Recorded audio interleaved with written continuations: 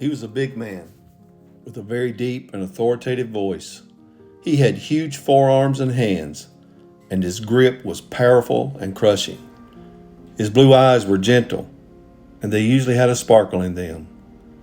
He was a good and decent man who loved his family. He was a good father to me, and he always provided for us. He never met a stranger. He would strike up a conversation with anyone. He was very outspoken. He would say exactly what was on his mind. If he offended you, well, that was your problem. I remember many times him saying, "The truth don't hurt nobody." You could usually find him at home, and if he wasn't there, he was probably fishing somewhere or up at the cabin watching his deer. He was the best trout stream fisherman I ever saw. He could catch fish where no one else could. He would just say, "You have to know how to wiggle your worm." He loved the outdoors. He loved going to our cabin on the knob, and I have so many memories of going up there with him. Besides the outdoors, he loved playing cards, watching the Atlanta Braves, and going to see his grandchildren playing ball, if they were winning. He was very competitive in everything he did, especially cards. I remember one time in Indiana, when he had gotten soundly beaten in a card game, he got mad and said, "Come on, Cynthia, let's go home."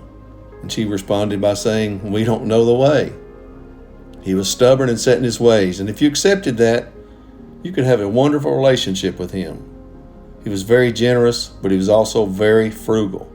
He would give you the shirt off his back, but he would quip over a penny if he thought something cost too much. If you visited him, I guarantee you would be offered something to eat. I also remember how he would drive all the way to Wise to save a penny on a gallon of gasoline. He loved his family, and he always wanted us around them. He was a father figure to many besides my sisters and I. Max and Maxine, Larry and Marlene, Carter, Johnny, and the list goes on.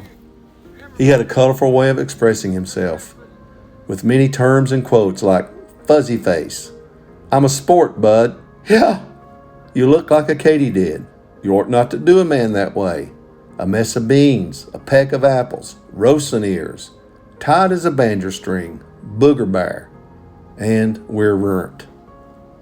He also loved to tell wonderful and colorful stories, whether it was deer hunting adventures or a story about his life. These were stories and memories I'll never forget.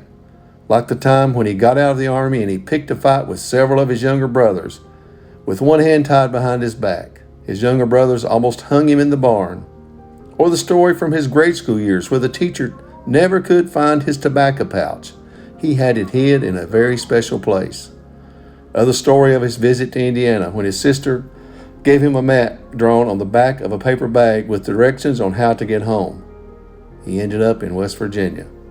But there's one story that was told to me this week by his sister Maxine that Daddy had never told me.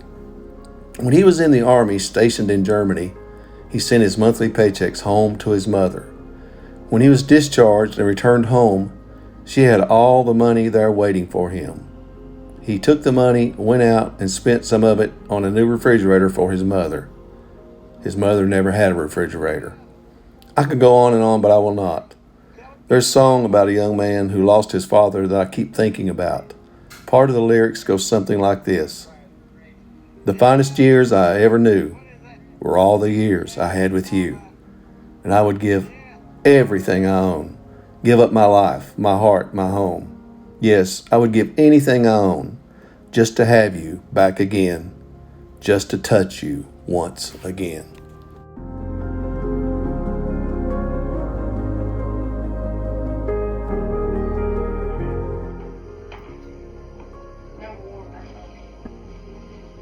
Ernie, that's enough. Lord have mercy.